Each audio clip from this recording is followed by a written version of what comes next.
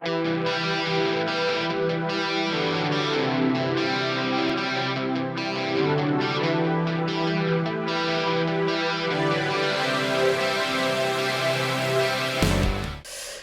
and welcome to another episode of Chats with Chappers. Today I have a very, very special guest. He is a very good friend of mine. He's a wonderful human being and he's also a wonderful streamer. Please welcome Argonaur to the podcast. Yo, welcome everybody. Yes, for those of you who don't know me, my name's Argonaur or Argo. I'm a variety streamer like Cam. Met each other when the two of us were pretty early on in our streaming journey and just kind of hit it off and gelled. So you briefly touched on that you're a variety streamer. Could you just give a bit more of like an intro about yourself to those who maybe don't know you that well? Yeah, anyone new to the channel?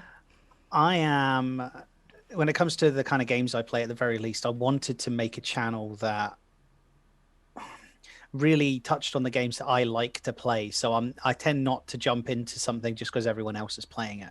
And I lived my life growing up reading books, watching movies, playing video games, and anything with a really strong story really stuck with me. So I got really into things like Final Fantasy and the Tales of games when I was finally got my hands on some Nintendo equipment, and anything, not necessarily RPGs, but something with a good strong narrative to it. And that has never gone away. That's just kind of expanded upon as I've got older and older. So pretty much every game I play on my stream, for good and for bad, is something that has a strong story tied to it. The upside is obviously it's something that's really gripping, not just for me to play, but for viewers who have especially not played the game before. The slight downside is a lot of these games tend to go on for a very long period of time. So the stream itself is a very kind of, long haul in terms of how the games are paced and how often I switch between them. So, but yeah, anything with a good, strong story. I like a good challenge, so I will do stupid things on them at some point. Like my grounded playthroughs of The Last of Us 1 and 2, which were horrifying. I actually gave up on The Last of Us 2 at 3 a.m. in the morning on stream, desperately trying to finish the last combat encounter of the whole game, and gave up at something like 800 deaths throughout the whole game. I couldn't do it anymore. I had to put it down. Yeah, So I don't blame you. I really don't blame you. I do like a good challenge, even if it's not necessarily a fair one, but the story's always the priority. So I tend to play things like RPGs on the stream. So we spoke a little bit about the kind of games that you like playing on stream. I kind of wanted to talk to you about how and why you got into streaming. Like, what was the catalyst for you wanting to start streaming, and how did you start? This is it's kind of an interesting one because, any kind of gamers who watch Twitch every now and again or watch people on YouTube, even my kids have got this bug where, what they want to do when they get older is be a YouTuber. It's a really kind of exciting potential career, despite how difficult it is to turn it into a job. Now, I'm a realist. I know just how, insanely hard it is to actually forge this into a full-time job. But the appeal has always been there, and people have been telling me for years, go on YouTube, make videos, or go on Twitch. I think you do great in it. Well, I got speaking to a very good friend of mine. You've probably seen her on the stream under the name Rubek. Pops in from time to time. We got talking about The Last of Us 2, and I really wanted to show the game to her because she's not really into zombie movies and zombie stuff much, but the idea and the story sort of seemed to interest her, and I wanted to show it off. And I thought, well, and I'd made the discovery because I've got a PS4 Pro that I can stream through the PS4 at decent quality straight to YouTube. So I thought, well, watch The Last of Us 1, see what you think. If you're interested in The Last of Us 2, I'll stream it for you while I'm going through the game so you can see it. And I thought, well, I'll do a Last of Us 1 run beforehand and stream that. And I got a few friends together who were interested in watching because they were interested in The Last of Us as well. And, got my mum and my sister on board because my mum really likes her thrillers and horrors and, the kind of really intense emotional novels are right up my mum's alley. And my sister's a gamer as well. She's got hooked on Elder Scrolls Online at the moment. I had to help her out with a Discord a couple of weeks ago or last week because she's setting up a Discord for her guild on Elder Scrolls Online, so she's well into that. So I got a handful of people, maybe 4 or 5 people that were interested in watching, and linked the PS4 straight to YouTube and streamed The Last of Us 1 and 2. And it went well, and I found it more relaxing than work in terms of the actual streaming process, and I found it really interesting and fun to do. So I thought, well, about that time, obviously, when The Last of Us 2 came out, the lockdown had really started to set in for the first time, because it was about sort of it came out in what, June, July, something like that. Something like that. Yeah. The Last of Us 2 came out. It was the end of June, I think it was. So I decided, well, I'm off work at the moment. I'm home all day with the kids during the summer. I want to do something. You know, I can't see any of my friends. I need a new social circle to kind of get in with as well, because the D&D group I'd been had all kind of broken off back to different parts of Europe when they'd all finished. A lot of them were students, so they'd tried doing D&D online, and it wasn't a good fit. It's one of these things that I need to do in person. I can't play D&D online on Roll20. I've tried a couple of times and it's just not for me. So I wanted to meet some new people, try something new, and I thought, well, figured, what the hell, I'll make a Twitch channel out of it. So I did what I always do. I spend a week researching and watching videos and figuring out the best way to do something, and how can I do this and make this attractive, and blah blah blah blah blah. And I basically jumped in from there. So I finished The Last of Us 2. I then jumped onto Twitch, because I think my Last of Us 2 gameplay was when I started on Twitch, or I might have started on Twitch with Red Dead 2, I can't remember, but just kind of rolled on from there. So the whole thing originally started with me wanting to show one friend The Last of Us 2, and it just kind of felt good doing it. I'd already started to meet new people on some of the like Facebook groups I'd joined, and some places I'd gone for information. I met Dagger on a Facebook page, and we kind of saw each other bits and pieces in passing, and then he became a big part of my stream. Max Lucas, you know, is a huge part of my stream and my support, my community. She's a real life friend of a very good friend of mine, who clicked on the link because my friend did her one in a lifetime punt of my stream, and she'll never do it again. Max clicked on that link, found me, and then never left. And obviously I met you through the Discords and everything else. So it's kind of been a fantastic journey over the last 6 months. 7 months now. But yeah, the whole thing purely started with me wanting to show someone who doesn't like zombies The Last of Us 2. That's a very cool story. And she still hates me for it to this day. She still hates it. So you said you've been streaming for 6 months now? Probably longer than that. Yeah, it was the end of June, so about 7 months now. Yeah. So in that period, what would you say has been your proudest moment since you started streaming? That's a very difficult one. There's two that really stick in mind as my You're allowed to say both. Moments. It's fine. Yeah, I will say both. Actually, probably three is up there, because one of them, not so much my proudest moment, but probably the biggest jaw drop moment I've ever done, was on stream when Karen surprised me with my coffee machine for my birthday, and she sort of gathered up a load of people from the community behind my back. They'd all jumped on stream to wish me happy birthday, and I was like, oh my god, I remember that. Yeah. I almost cried on that stream. People will eventually see it. I will eventually play Final Fantasy X and Persona 5 on stream, and then they'll all see me cry, because I can't not cry playing those games. But in terms of proudest moments that I've achieved for it, probably the success of my Halloween stream. And the giveaway there, the new people that came on there. I think I got my very first hype train on my Halloween stream, and it was fun seeing all of the work that my wife had gone into crafting my face into Stubbs the Zombie with wax, falling off bit by bit under the heat of the lights while I was streaming, which was hilarious to see on camera. So that was really, really good. And the other one is managing to survive my poison pizza challenge. Oh, gosh, and actually managing to get through that bloody monstrosity. That was, yeah. Oh, don't. That's the most awful thing I've ever done in my life. The fact that I managed to get through a slice of that and not either vomit or die, I think is probably my proudest moment. And we managed to raise a load of money for charity for it. So do you just want to remind the viewers who might not have seen it, what was on that pizza? I think anyone who's been with the community for a while has seen that one, but as some as you know, I'm a pretty pretty nifty amateur chef. I used to work in the restaurant trade for a long time.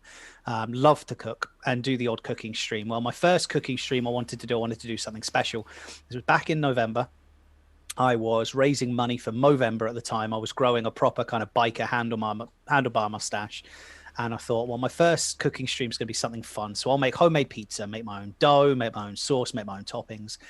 But I'll do something fun to raise money for charity. So I had loads of people donate who were donating anyway, which is good. But what I wanted to do, it wasn't so much to raising money for charity. The whole stream, any money that came in was going to charity anyway. But the idea was to have one pizza I'd make myself, and then one pizza where you guys would pick the toppings. The first 10 won, and I would take a single big bite out of the thing. Well, the pizza turned horrible. We had things like icing sugar, fondant icing on it, raw pasta, an egg, dog food. There was anchovies on it, tuna. It was revolting. I think marshmallows were on it as well. It was truly horrible. And then everyone donated nearly £200 to get me to eat the entire slice rather than just a bite. Yeah. So I had to. And I did, and it was the most horrible thing I've done in my life. And I will not do again. But being able to survive that on stream and not throw up everywhere, I think is probably my proudest moment. I think that's fair. And Movember's a fantastic charity. Yes, 100%. It's a really, really good charity for men's health and a lot of issues which are often forgotten. Yeah. And it was a joy to raise money for him. We gave him a good paycheck in the end. And it was wonderful to have everyone's support doing that. So despite the pain. It was worth eating that disgusting pizza.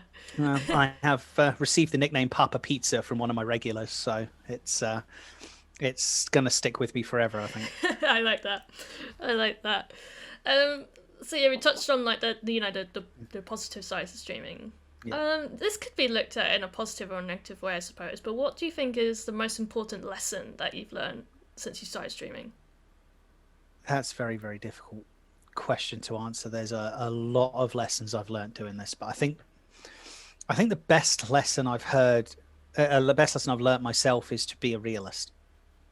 It's so easy with streaming to either fall into the trap of a spiraling downer where you feel it's so you compare yourself to everyone around you. Oh, they started before me and they've got more followers. What am I doing wrong? And the amount of negativity that can really pervade your mind if you don't feel like you're doing as well as you believe you should be or that you dreamt you would be. Forgetting the reality of what it actually takes to create a career out of this and how people work and how marketing works and all of this. But also the other side of it where you can get trapped into the almost infinite loop of positive reinforcement and enthusiasm where you can be making mistakes. You can't see them. No one's going to tell you because they don't want to upset you. And you can just burn yourself out, not seeing that there are things that could be improved on or completely believing that you can do everything under the sun without having to put the work into it because you just believe hard enough, trying to find a balance point between the two of them and see things for what they are is extremely difficult because you have so many people of those two mindsets all around you. And they say, that a person becomes the qualities of those around them. So you surround yourself with positive people, you become positive. You surround yourself with negative people, you become negative. You'd think that being surrounded by so many people on either end of the spectrum would make it easy to balance that middle, but it doesn't. I found that so many people in the streaming community flip-flop between the two. They get really positive for a while and they get really negative for a while, and then they burn out. They either quit completely or they take a break and come back, and trying to hit that middle point where it's sustainable. You can recognize mistakes, you can try and learn from what you're doing, because to be honest, we're all making this up as we go along. There is no formula to this. There is no guaranteed path to success, no matter what some of the YouTubers will tell you. It's hit or miss for the most part, and there's a great deal of luck involved, but there are some very obvious mistakes you can be making, and if you make those and you don't believe that you're making those, you could harm your channel for it, really upset your mental health. So I think being humble and being a realist and trying to hold yourself strongly in those mindsets It's been one of the hardest and probably most beneficial lessons I've learned or Yeah. attempted to learn while I've been Yeah. streaming. No, I get what you mean. Like, I probably, you said about people like flip flopping. I've definitely been, in that mindset before. So have I. Yeah, So have I. it's I've quite been easy flip to flopping do. as well. Yeah, Hmm. I think it is quite easy to do, or almost. I don't know. It's because you do kind of. Like you sometimes do like compare yourself to others around you, and you just kind of almost do it It's self-consciously, and I know it's you sort to do it. it's hard not to. We're Yeah, living in the social media age. Anyone who's anyone at this point is either on Twitter or Facebook yeah, or Reddit or something like that. And now fucking Bebo's making a comeback, which is going to be a nightmare, and TikTok and everything else. And the entire point of social media, or at least the entire culture around social media, comes from comparison. yeah, You're always comparing yourself to other people. You're always putting yourself up for the judgment of strangers. And the problem is there's nothing positive about that at all. There's in comparing yourself to others in that kind of fashion, or putting yourself up for that judgment, there's nothing positive. You will no, always become miserable. You will always become negative, jealous, depressed. So if you're going to use social media for the good sides of it, you have to police that negative side yourself. And the problem with something like Twitch or YouTube is it's a social content platform. yeah, It has the same problems as social media in that respect. So as creators, it's only natural for us to see others who we may believe might be doing better than us. They might not be, but we may believe that, yeah. and see these issues arising and really beat ourselves up about it. It is so easy to do. Oh yeah, So easy to do. 100%. It is a difficult kind of balance to strike, but yeah, I think that is a good lesson to learn. Well, Definitely as you go. depends on what your priorities are for why you want to do this. If you're wanting to do this as a full-time job and the growth of your channel is that important because it's a financial investment you're trying to make, then you have to look at it as an incredibly high-risk business. Because if you look at the numbers, I think less than 1% of all the people on Twitch are partner. And I think just over half of the partners make enough money from Twitch in order to make a living off of it. Yeah, I was discussing this with someone the other day. We were saying that even if you reach the requirements needed for partner, you're not guaranteed to get it because you can apply and Twitch can be like, no, we don't think it's right now. We'll apply again in a couple of weeks' time. Exactly. So And it as I is said, difficult. exactly. And those who get partner won't necessarily make enough money to make a proper income from it. If you look at all of the YouTubers and Twitch people who are making a full-time living out of this, there's two things you'll really see in common with them.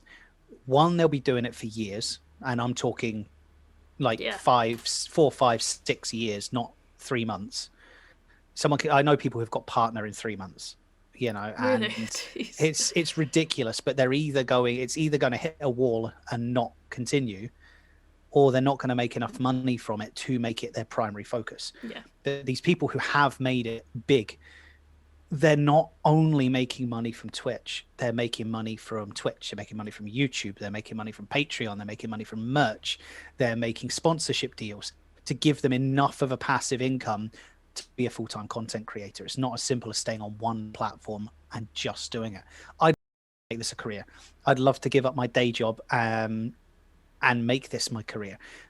But I've kind of hit a double-edged sword with it, because in order to give Twitch and YouTube and social media marketing and everything the time and work it needs, work is the big thing. Yeah. In order to put my channel in a position of becoming my full-time job, I can't be working, and I can't have the kids around me 24/7. It's such a difficult balance to strike. So I do this for fun. Yeah. If I make a few pennies from it, it's amazing. If my channel grows, awesome.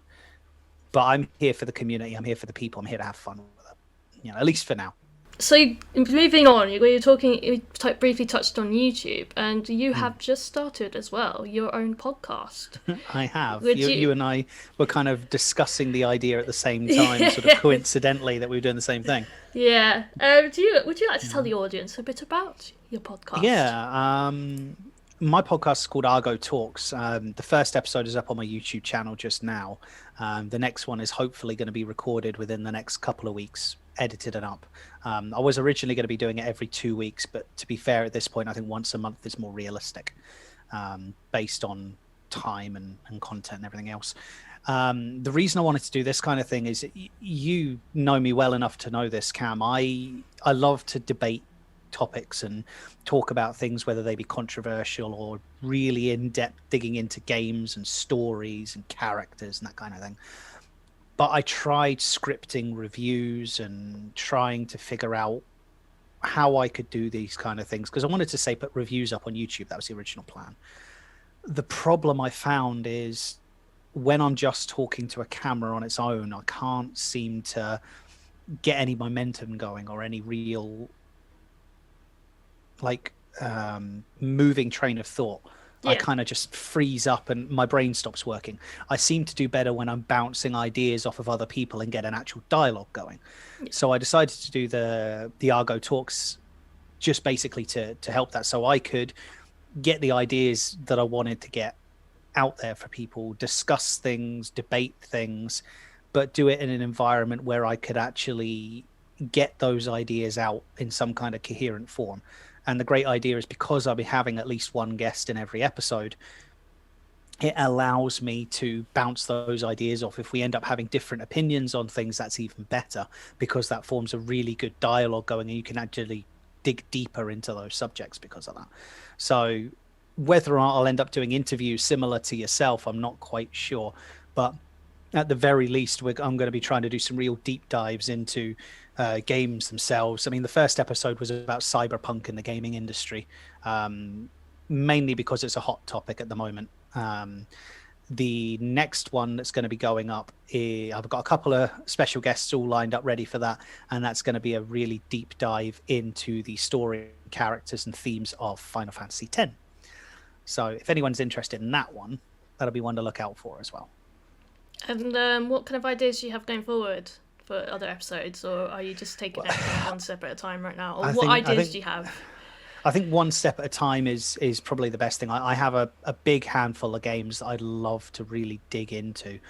A lot of them I haven't played in a long time, so I need to go back and play these games to refresh myself with the series. Final Fantasy X I went through only a few months ago, and I've played the game so many times I pretty much know it inside and out. But there's a couple others I really, really would like to do. But the one issue I have got is finding the right timing for it and the right guests for it. Like, for instance, the Witcher series as a whole, or Witcher 1, 2, and 3, I could talk about for hours.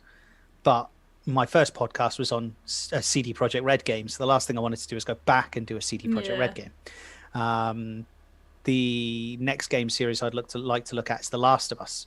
But one of the guests I'd want for The Last of Us would be gaming with us, but he was literally just on my last podcast as a special guest. In terms of The Last of Us as well, I think you'd be a great guest for that one, especially just going through it now, having a more fresh perspective of it, of someone who didn't play it when it first came out, didn't get caught up in all of the division of the second game and this, that, and the other, and played it from a much more blank slate.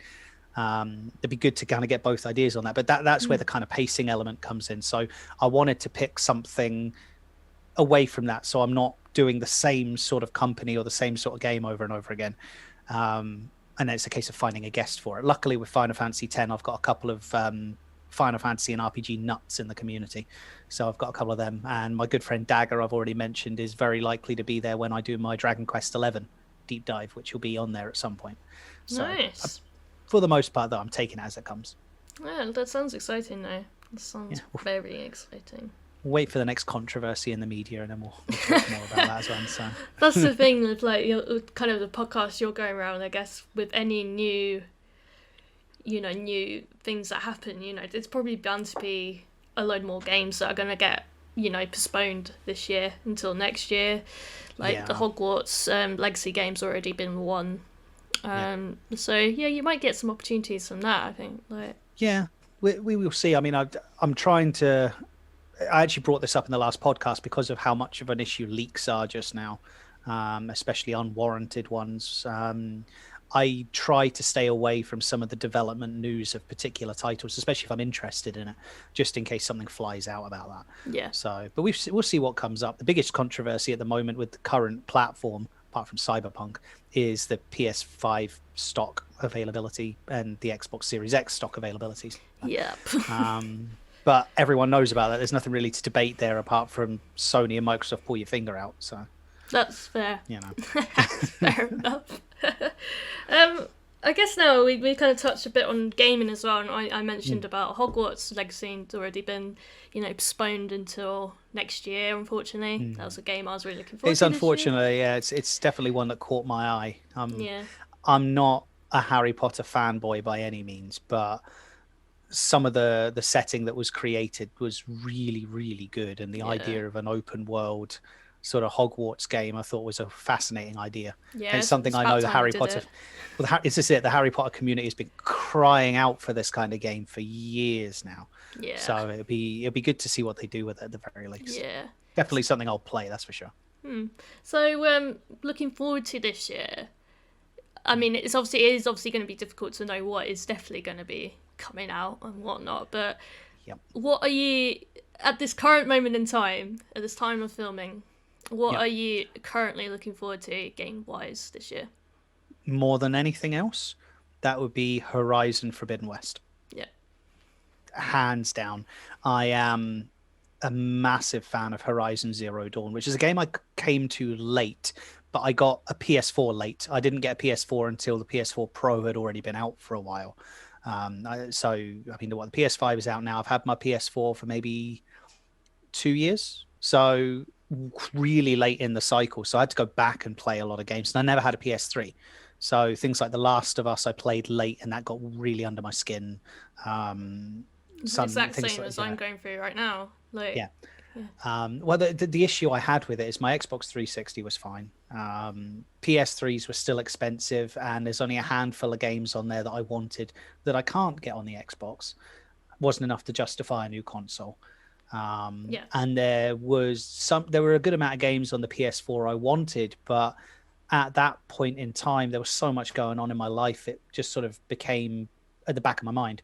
And in the end, I got it as a family Christmas present. So the kids had games on it, I had games on it, and it definitely renewed my vigor for video games. And it's been great to go through it. But Horizon Zero Dawn is one that really, really stuck with me.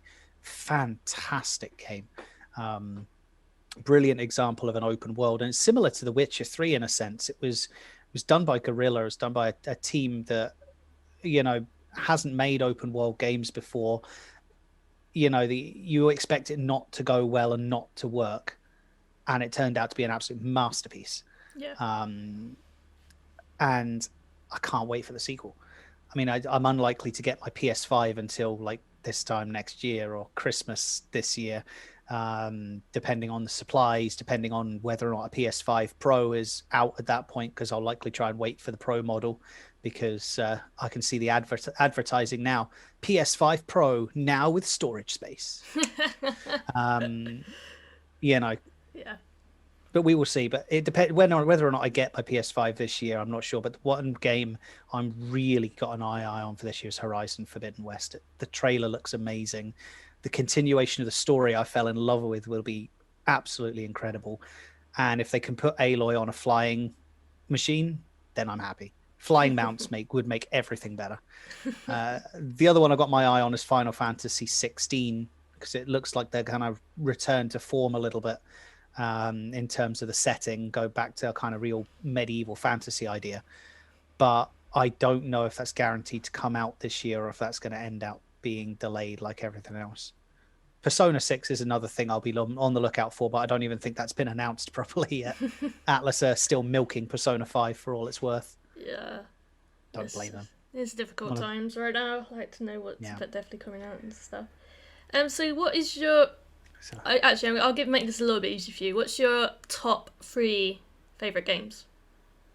You make that easier. That doesn't make it easier at all. I was going to say name me your favourite game, but then I realised that might be quite hard. So my favourite game of all time, my single favourite game of all time is Skies of Arcadia.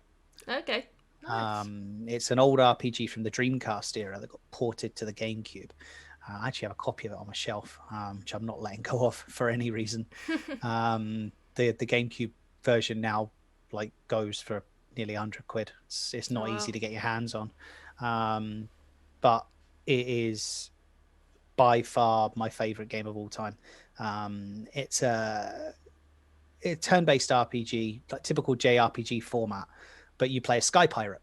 So rather than having a world map, you literally fly around the world in an airship above the clouds. Story was gripping, characters were amazing. And I played the game on stream, and I'm sitting here going, well, I haven't played the game in a good couple of years. Am I going to enjoy it as much as I am? Is it still going to be in my top spot, or is this all going to be nostalgia talking? And I finished playing it on stream, and it just solidified its position. The problem is when you go to second place and keep going down, that's where games keep changing and slotting and sliding. My number one spot has not been knocked off, but at the moment, my second and third favorite games,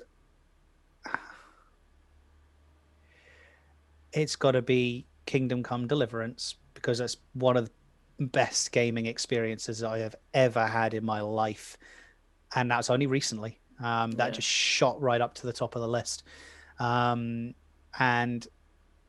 Chrono Trigger. Chrono Trigger will forever be there. That game is incredible, and it has stuck with me my entire life. Nice. So, yeah, I never had a Super Nintendo. So I wasn't able to play Chrono Trigger when it first came out, or Final Fantasy VI when it first came out. I had to go back and play it later as an adult or a teenager. And it blew me away. And then they ported it to the DS, which made it even easier for me to play. And the port was done so well. So my original time of playing Chrono Trigger was actually the PlayStation 1 port, which was not good. It wasn't a good port at all. Then I emulated the SNES version like you all do when you're a silly kid, and that was better. That was amazing. And then the DS version came out, so I bought it again on that, and I've never looked back. Nice. I still have the cartridge. I still have my old DS. Still have my save file with everything on it. Nice. Brilliant game. Fair enough. And we spoke a bit about consoles there as well. What consoles have you had? Like we've already established you've had an Xbox 360. Yeah. A few Nintendo consoles. Do you know? Can you remember all the ones you've had? Roughly? I can remember every console I've ever had. Let's go through them then. I was a Genesis or a Sega boy growing up rather than a Nintendo boy. So first, if you can really call it a console, first console I had was an Amiga. I don't know if that really counts, because it was basically a keyboard you plugged into a TV and you had all your games on it. It was a keyboard and mouse. Yeah. But that was my first proper gaming machine. Then I got a Master System for Christmas, which is a Master System 2, and it had Sonic built in. And I also had Mickey Mouse Castle of Illusion for it, and Alex Kidd in Ninja World for it, and it was amazing. Brilliant games. Then my mother remarried, and my stepdad came into the household, and he got us a Genesis. Now that was the Mega Drive. It was the Genesis 1, the Mega Drive 1. So it's the fatter model of the Mega Drive, and I still have it. It is in a box in my attic. Nice. It was actually stored with my mother for ages, and she brought it with her to my wedding March last year, and Karen and I finally got married just before the lockdown hit. So now I've got it back, and it was funny because on the honeymoon we had the kids with us. It was like a family holiday in Sherwood Forest just before the lockdown hit. And you know what it's like with kids, you're limited in the things you can do. We went out into the woods, went swimming, we did all sorts of bits and pieces that were there, but you need something for the evenings to cool the kids down and that sort of thing. So I basically bought an adapter off Amazon for one of the Amazon drop-off points, which was at a petrol station just outside the complex, for a new TV cable, so I could plug it into a component port, plug the old Mega Drive into the TV there, and introduce my kids to Streets of Rage 2. We played Ristar, we played Sonic. It was glorious. Still works. Still got all my old games. My Sonic 3 and Knuckles save files from the 90s are still on the cartridge with like all the Super Emeralds and like 30 odd lives and stuff like that. It's all still there, and it still works. amazing. Nice. And that was the console I think that really kind of tipped the barrier for me between enjoying video games and it being my biggest hobby and passion in life. Yeah. Fantastic console, really, really good. We then got a PS1 for Christmas. So I think it was the year the PS1 came out, or the year after, something like that. And my brother and I played that to death. We played it to death. I think somewhere in the boxes in the house or in the loft, I still have my original PS1 memory card somewhere. Nice. I'll always remember it because it was a see-through one. My brother had the solid one, and I had a because my mum had, see-through one. my mum had the one that got the one that came with the console, and then she got a second one, so we had our own memory card. And mine was one of the red see-through ones, and it had a Crash Bandicoot sticker on it. And it's still somewhere in here. I still have my original PS2 memory card in my PS2 as well, from when I originally got that. But what happened with the PS1 is we had what did we have? We had Crash Bandicoot 2 on it. We had Tekken 3 on it, and we had a blast with that. My brother and I spent hours on Tekken 3, and then my mum beat us every single time by button mashing with Eddie. Definitely frustrating, like 9-year-old and 7-year-old kids when mum beats you with a button masher character, and you know it's because she's button mashing. It was playing her that turned me into a counter style user for beat 'em ups. Anytime I play beat 'em ups now, I gravitate towards things with counter attacks and trap attacks, and I think it was playing her bloody Eddie in Tekken.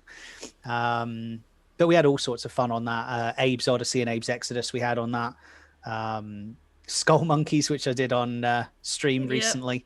That came from the completely legal rental service at the time, where a guy bought a whole load of VHS tapes and PlayStation games, had them in boxes in the back of his estate, and went round the houses every couple of weeks renting them to people. Don't tell Blockbuster. Oh my. Don't worry, I'll keep it hush.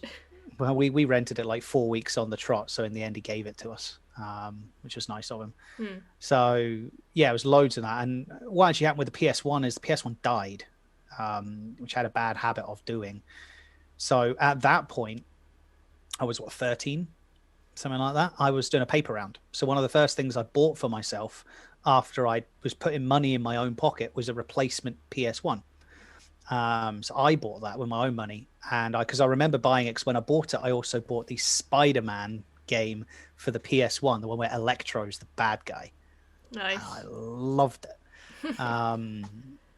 Then we went on to a PS2. Now I can't remember if the PS2 was a gift for us or if I bought the first one, because I ended up buying another PS1, which was another fat one, because we had the fat one to start with. Then I bought the PS Lite and that died, and then I bought another PS1, which is a fat one. Then we got the PS2, which was a fat one. Then that died, and we got a slim one. And then I moved out. And when I moved up here, I bought another fat PS2 because I took, basically my brother had half the games, I had half the games. So when I moved to Scotland, he kept the PS2 in his games. I took my games and bought another PS2 up here. And then that died. Then I bought another one. And then that died. And then I bought another one. And now I still have it. It's got a dead CD. It's got a dead laser in it. So I need to replace it at some point. But it's another fat one. It's got a hard drive in it. So I backed all my games up so I don't do any damage to old games and things. Back them up on the hard drive and just play it from there without a disk drive.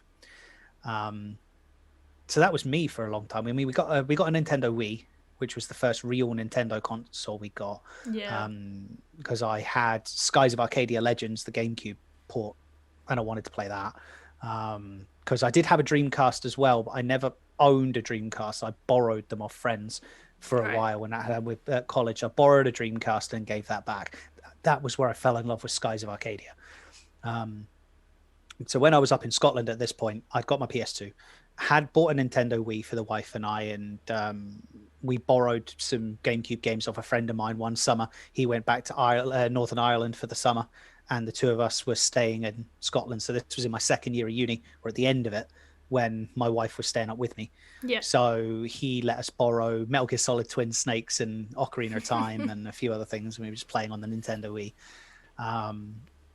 And I found another amazing game that I fell in love with, which I managed to get my hands on another copy, because in my silliness when I was younger, I traded games in, and then I've rebought games that I've traded in over the years because I was silly enough to trade them in. Fair enough. Game called The Last Story. Definitely one I would recommend people checking out on the Nintendo Wii.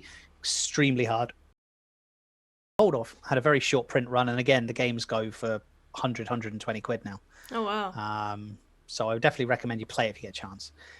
I bought an Xbox 360 after that. And I bought that solely for 2 games. They bought it over the PS3 rather, because for the first time and only time that has ever happened in history, the Xbox had the better exclusives for what I wanted, and that was for Mass Effect and Lost Odyssey. Lost Odyssey is a turn-based JRPG made by a company called Mistwalker. They're the same people who make The Last Story, and they made Blue Dragon, if you've ever heard of it, which is okay. It's not as good. Lost Odyssey is definitely within like my top 10 games of all time. It is incredible. The upside of Lost Odyssey over The Last Story is Lost Odyssey did not have a small print run, and you can pick the game up from like a secondhand game shop for like £4. Yeah. It was the only 4-disc Xbox 360 game. It is amazing. Nice. Brilliant storytelling, and it's definitely going to be the first game I stream on the 360 when I get a capture card in my new PC. Because unfortunately, they never ported it to any other system. You can't buy it digitally on the Xbox store. They've not ported it to PC or PlayStation. The only way you can get it is on a 360 disc. Wow, blimey. And it's a pain in the butt. But if you've got an Xbox One, Cam, you should look out for it. Because if you get into things like Final Fantasies, that game will make you cry your eyes out. It's so good. And then, after the 360, it was the PS4. And then I got the Switch this Christmas. Late to the party with that, but it's been really, really rewarding. Yeah. And throughout basically all of that time, from the kind of PlayStation 1 time, I've had a PC like the entire time. I haven't had a gaming PC in the last 10 years. It's been an okay PC. Yeah. But I had a gaming PC for years as well. So played a lot of Command and Conquer, played World of Warcraft for far too long, and a few other bits and pieces as well. It is literally my only hobby. I'm such a boring guy. No, nonsense. Not boring at all. It's wonderful. Nice. Well, that was all pretty cool to go through your history there. Thank you for that. I appreciate it. The fact that I managed to remember that is what surprises me more than anything else. I have no idea how I remember it all, but I do. To be fair, I think you do. Like, I remember, all of my consoles, and I think it's because as you were saying, you get certain memories attached to certain consoles, like the games and memories of playing on that console. There's such a joy, especially when you're younger. Then you've not played these games before. That was just, especially moreover now, because you and I saw the technology develop. The changes and the jumps between the generations was fascinating. Yeah. Now the difference between the PS4 and the PS5, yes, there's a difference in graphics, loading times. You've got the vibration settings in the controller and all of that stuff, but there's nowhere near as much of a jump. No. And I don't want to say the magic is gone, because it hasn't, but it's like anything. It's like kids at Christmas. That sense of wonder that you have as a child, you don't keep as an. Right. So I have a couple of questions for me from the community. So thank you very much to those who sent in some questions for Argo to answer. Brilliant. Yes, we have. Love getting personal on these things. There's a couple here for you. So you've already mentioned him, gaming which use. Yeah, gaming with us. If you could start your Twitch all over again, what one thing would you do differently and why? Good question. That's a very good question. He's always good with these questions. If I would change one thing, what would I do differently? Well, I certainly wouldn't dabble in follow for follow like a blind idiot for a few days. I did that for like a day and then went, wait, this is not going to do anything, and then stopped. I think I only gained like 15 people doing it, and even then that was enough for me to go nope. I wouldn't recommend that to anyone. It's a total waste of time. I think if I was going to change anything right from the word go, I think I would have tried to find a better, not necessarily a better time slot, but maybe not be quite so rigid in the schedule that I put in. I said that I wanted to have a set schedule, which is a good thing, but the schedule I originally did was like 4 times a week. I was streaming an extra hour or 2 hours longer than I am now, plus almost every other Sunday I was doing another stream, and it was too much. It was Yeah. far too much. So if I was going to start it again, I would stick to something similar to the schedule I've got now, or maybe even slightly smaller to kind of allow me to dip my toes in a bit more and spend a bit more time on the marketing side of things and understanding how it all worked before I jumped headlong in and spent so many hours in front of the camera. That's fair Because enough. it was really easy to burn myself out. Yeah. That's fair enough. Thank you, Owen, for sending that in. I appreciate it, dude. Thank you, Owen. Master Dan has sent in this question. What is the best Final Fantasy, and which one would you pick out for someone who is just starting out in the franchise for the first time? Saw this question on Twitter, and as soon as he saw it, I couldn't help but smile. As if I haven't talked about it enough today, I'm a massive Final Fantasy fan. At least up until 12. 11 and 14 I've never played, but I don't play MMOs anymore. I don't have the time for them. Otherwise I would. I played 13.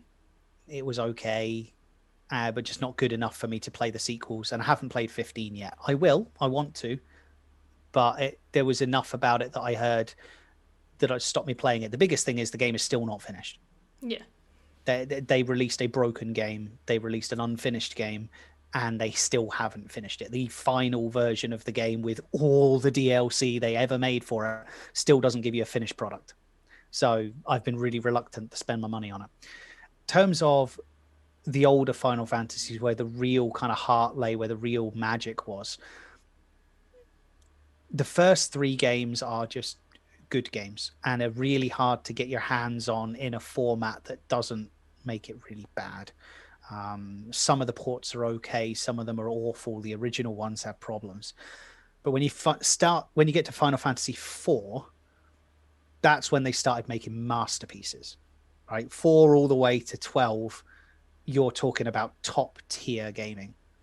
Every single one of them up until then was magnificent, despite having several issues in some places and this, that, and the other.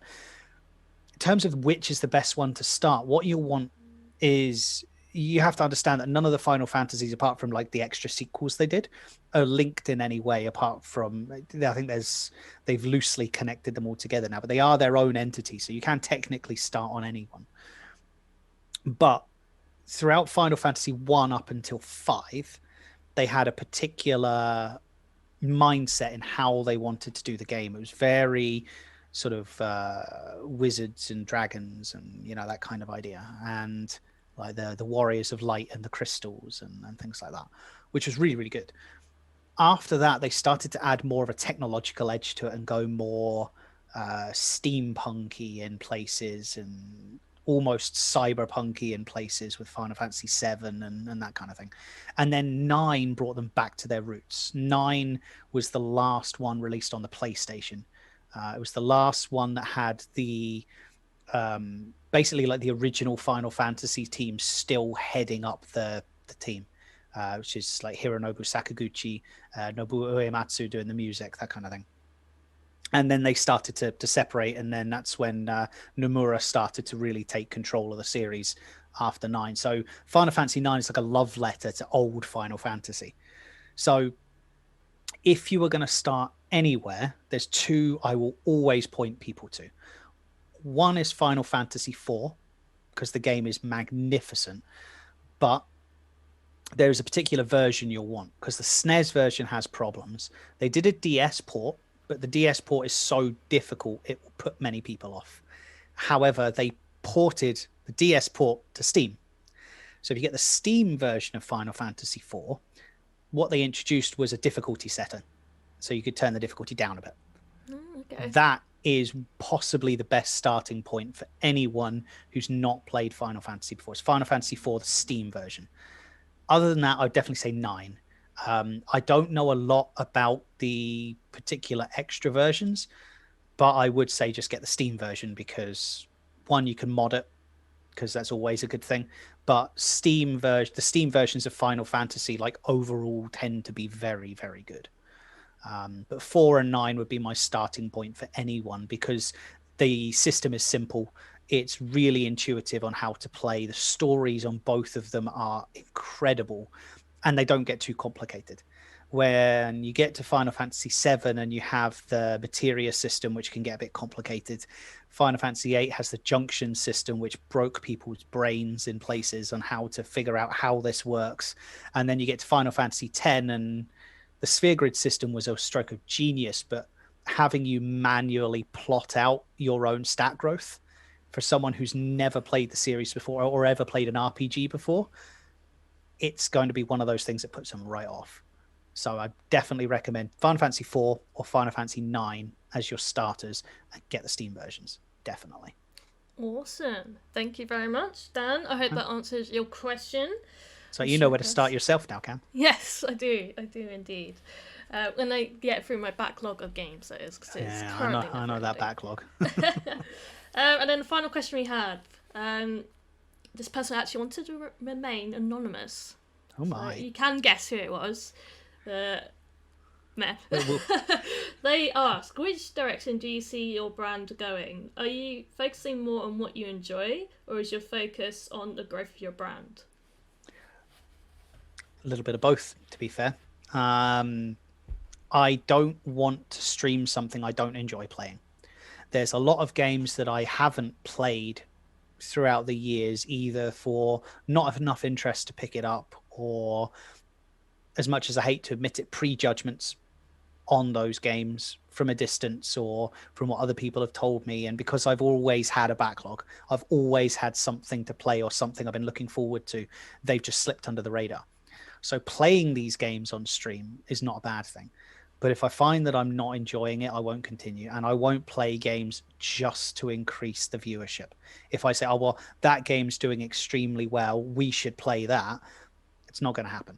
I'll play games that either I want to play or that the viewers want me to play, with, as long as it falls into that realm of something I will enjoy. Or if I've never played, if it's like, for instance, I don't tend to play shooters. Playing Apex at the weekend was a real stretch for me.